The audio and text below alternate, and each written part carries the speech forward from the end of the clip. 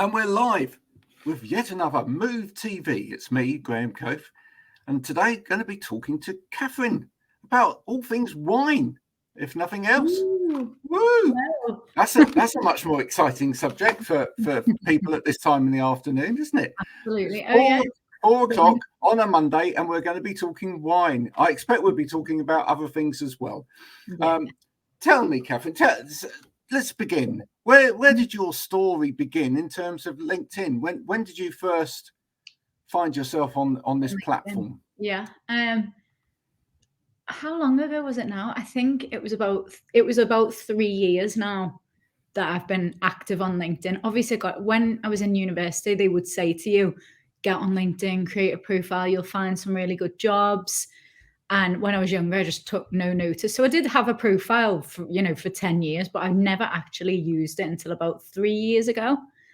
And it was actually, funnily enough, Mark from Move who really got me involved in LinkedIn, because when I'd started doing a lot of networking and stuff, and I met him at a networking event, and he was like, "Oh, are you on LinkedIn?" And I was like, "I mean, I've got a profile, but I'm not active there." He's like, "Are you joking? Like, you have to be active on LinkedIn. It's key." I was like, "Really? Like, surely it's just for like boring people." Boring Like, people. yeah. That's I mean, literally. it has had that reputation from time to time. It's even been in films. Yeah. That said, there was that film. Yeah, there was a film not that long ago, and it was this guy who writes books was up in front of his publicist, and they said, "Are you on social media?" He said, "Well, I've got a LinkedIn account." They said, "So you need to be on social media." It's kind of like, So, I mean, this is going out as well on different platforms. It's also going out on Twitter. It's also going out on Facebook. Where did you start social media wise? Where was your first foray into social media? I mean, I've been on Facebook for years and years. That was the one I always kind of utilized, even because when I was younger, I went traveling quite a bit. So I would use Facebook to communicate, like, with my mom or my friends, or it wasn't really WhatsApp, and Skype was only just becoming a thing. And so you would, now and again, if you had strong enough Wi-Fi, you'd be able to get on Skype, but the rest of the time your communication would all be via Facebook when you were traveling. So I suppose Facebook first and foremost. I've actually never ever been on Twitter. Have you not? No, to this day I'm still not on Twitter. I mean, I hear mixed reviews. Some people absolutely love it. Some people say it's nothing but negative energy and negative vibes. But for me, it's just another platform that I would have to keep on top of, and I just don't fancy it.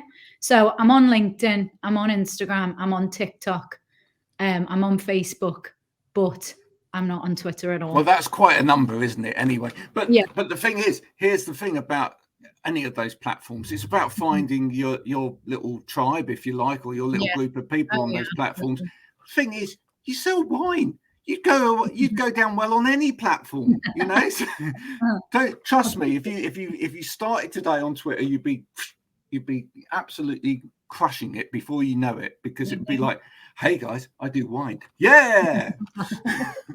There you go. So what got you into wine in the first place? Well, I've always had a passion for wine, really, like from legal drinking age, or maybe a little below, when I'd be allowed a sip of my parents' wine.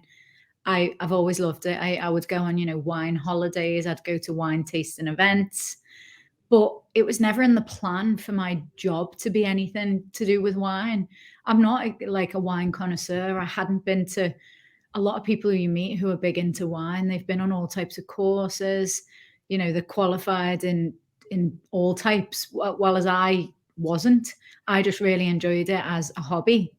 And it was actually, my working background in life being in social media. So my other business is a social media agency. So we manage influencers, predominantly like reality TV stars, really. Right. And it was only from working with influencers that I was like, right, I would like to start my own product business, because I know how I can sell the product via influencers. So that was it when the wine came into play, because it was like, I really want a product, but I want it to be something I'm passionate about. And then when I really sat there and thought about what I'm passionate about, my only outcome just kept being wine. You didn't survey all of the influencers that you were working with as well and say, if I had a product. I did exactly that. You did do that, yeah? What would that product be if, you know, that would really go well? Oh yeah, well, we all like wine. Yeah, no, honestly, yeah, I did actually do that. So, but also I came up with a brief idea, and then I ran it past them all, and I was like, I need to know, like, would you love this? Would you drink this? And they were all like, absolutely, yes, I'm on board with that. So in doing that, you've got to come up with or think of something that's quite different about your wine. What's your unique selling point? What makes your wine special? Yeah, so it's reduced in sugar, it's reduced in calories, it's vegan, and it's organic. So a lot of people think like, tick, tick, tick, tick. Yeah, exactly. A lot of people think, oh, wine is surely vegan, you know, it's made from grapes. And that's probably the most common comment that I get on like our Facebook ads, or on our, if I'm saying something on LinkedIn, they're like, oh yeah, good one, saying that your wine's vegan. Of course it's vegan, it's just grapes. But it's not about the grapes or what's in it. It's about how it's actually clarified. And a lot of wines are clarified through, it can be anything, like it could be fish guts, it could be egg whites, it could be any form of like dairy animal produce that makes it non-vegan, the way it's clarified. So even though a lot of wines are trying to be vegan now, ours, you know, was one of the first, really. Yeah, that fish gut thing, it came up on Married at First Sight the other day. I don't know whether you watched that. Yeah, I don't know whether you watched that program at all. I don't know. For anyone that's been following Married at First Sight, the season's now over, but it came up because there was a vegan on there, and you know the girl that she was married to, the lady she was married to, said, surely, exactly what you're saying, surely all wine's vegan. Yeah. But then when it was explained to her by her new wife, she was horrified. She was absolutely horrified. It's like, no, I don't want to drink wine ever. You're trying to put me off wine forever and a day. Oh, that's funny. So yeah, it's there. And how much of a growing market is that? Because I know from just going to the supermarket myself now that, you know, more and more aisles are filled with vegan produce, etc. More and more aisles are filled with organic produce. How much of a growing market is that? How much of a demand is there now for something that's a bit more sustained, you know, ethically sustained? Yeah, it's huge, really. I think even people who aren't necessarily full vegans, where they can make a better choice, then they will. So like wine, for example, there's no difference to how the wine tastes, whether it's vegan or not. So of course you would choose the vegan option, you know. It is just, it's grown massively since we even like started developing ThinK. There was a lot less vegans in the world at the time when we started developing this than there is now. So I'm just very, very grateful that we chose to go down that route, because we actually struggled initially when we were creating the wine, because a lot of wineries are vegan or they're organic, but they're not both. So I was kind of humming and hawing whether I was really wanted it to be vegan or I really wanted it to be organic. And then it's only that I finally found my winery, which is like family run, and they're really sustainable, and they're a B Corp. So it was only when I actually found them that I realized I could do it both. But at first I was thinking, oh, weighing it up, you know, is it going to be organic or is it going to be vegan? Because I'm struggling to find somewhere that is allowing for it to be both. Yeah. But I'm so glad that I decided to go vegan, because the market is just huge now, and it just keeps on growing every day. I think we haven't even, you know, seen the sides of it. Well, the thing is that, you know, it's a little bit like accessibility in social media and things like that, and you'll be aware of that as well. You know, why would you caption your video? Why would you do alt text on this? All of those sort of things. And the answer is, why wouldn't you? Because there are some people that need it. I guess, you know, if you've got a wine at the table when you go out for an evening and it's suitable for everybody, it's suitable for everybody. You don't have to suddenly go, oh, hang on, is that what? No, well, we need something else as well, and then it's an embarrassment because someone's left out. Yeah. No, it's exactly right. You may as well, if you can, then you should. So yeah, we were able to.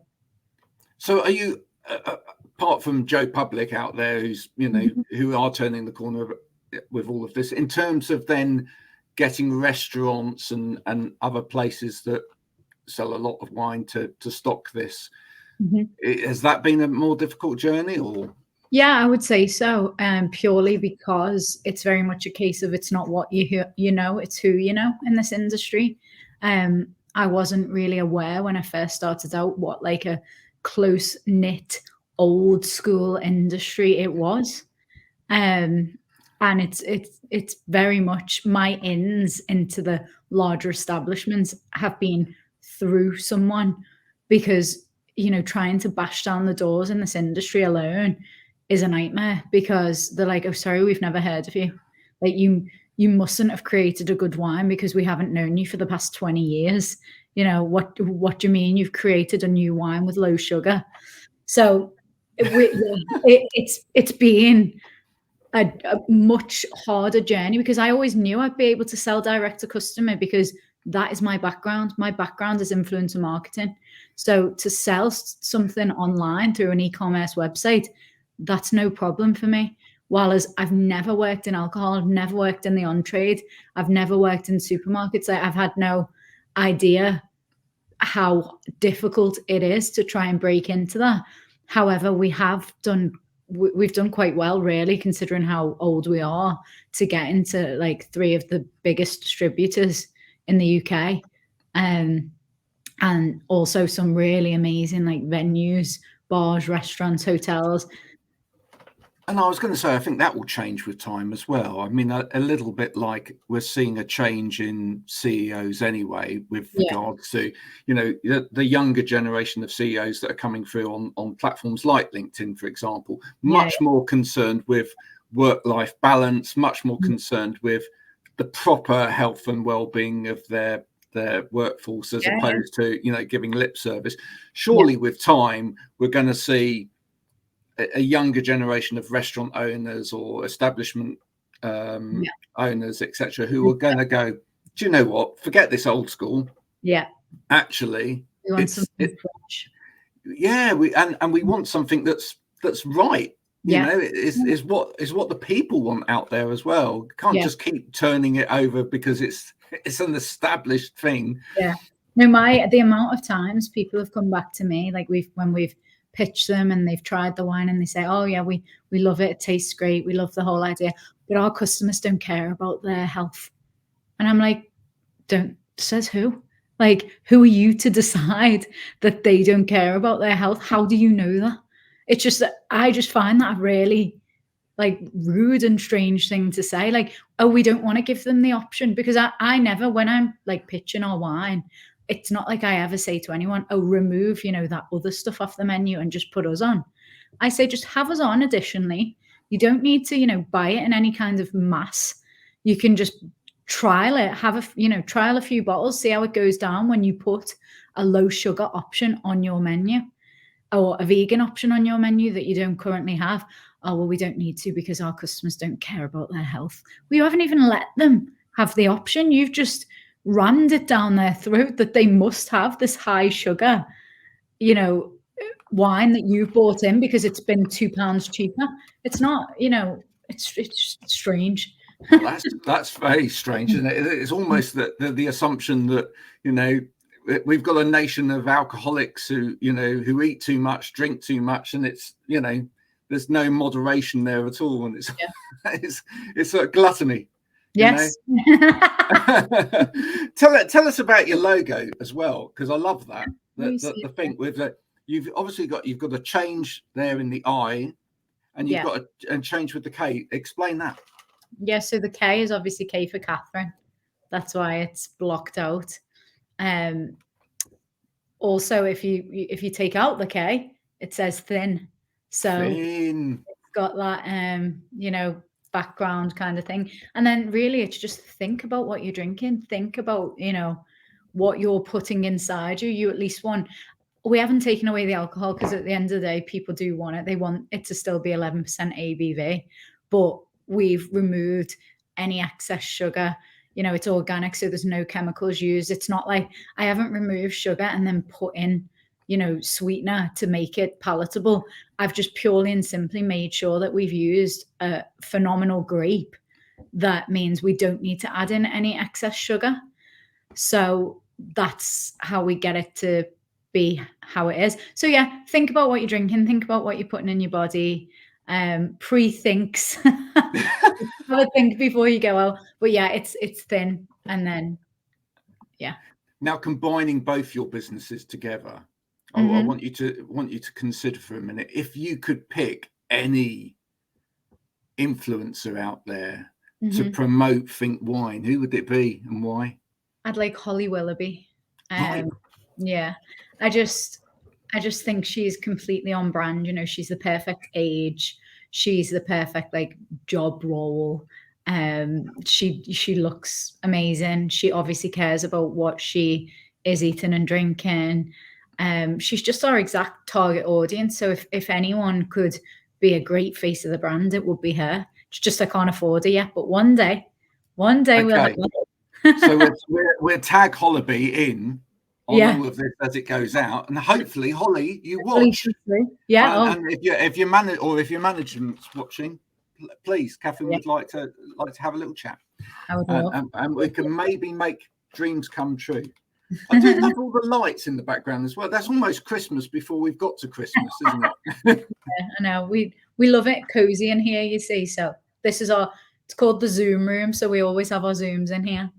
Are we looking forward to Christmas this year? Do you feel Christmas will be a good time for the business? Yeah, definitely. I'm really looking forward to it. We've had a struggle couple of months because we have had issues getting stock from Italy. So, you know, we're now, all our stock will be arriving very soon. And then we're going into Black Friday and Christmas, which is our busiest time of the year. So I'm hopeful for a good time.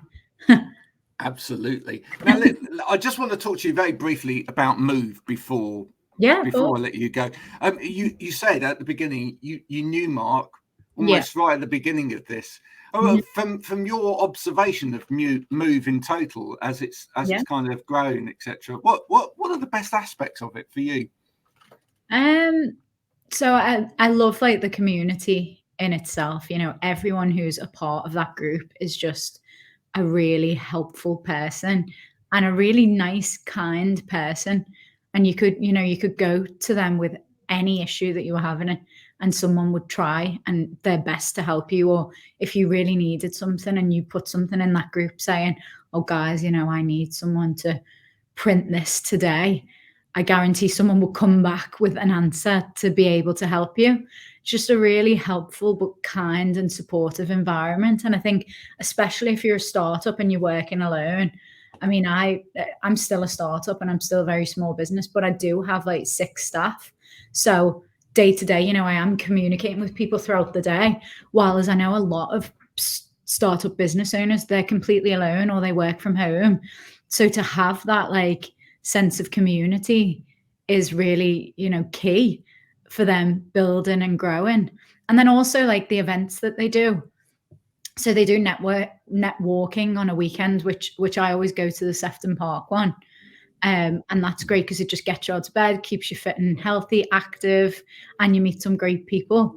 But then also if you do work alone and you're in the office on your own or you're at home, then you can have the Move Christmas party as your Christmas party. You don't have to miss out on the things that you would by being part of a team. So it would just, they begin to feel like your team, I suppose.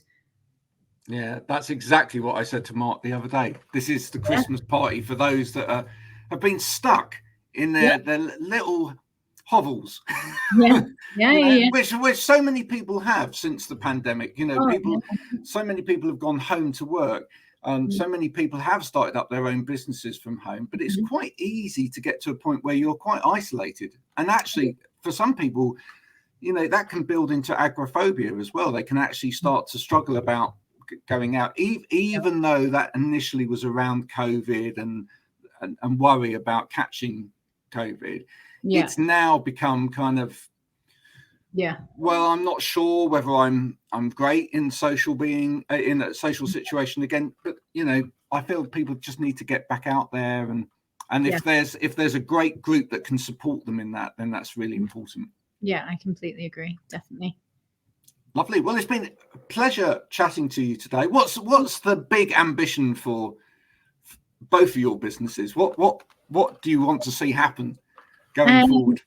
So for ThinK, I really just want to market the brand as best as I possibly can to make us become, the whole goal for me is that people will stop ordering a glass of Prosecco at the bar and start saying, can I have a glass of ThinK? Because if you think of like your champagne brands, like your Moet or like your Verve, people will go up and say, oh, can I have a glass of Moet or can I have a glass of Verve? No one ever goes up and specifies a brand of Prosecco. It's, can I have a glass of Prosecco? So I just want to change the way people order Prosecco and become like the name that you would order if you were ordering a glass of Prosecco. So that would be amazing. And we're going to invest a lot of money in marketing in order to bring the brand up to where it needs to be. And we've also just launched in America. So my goal over the next couple of years is to just grow and grow and grow in the US, because it's just a huge market and there's not really anything like this there. So I feel like we've gone at a really good time. So yeah, there's loads to do for Social Nation. It's just to keep building, getting better and more high-end clients all the time.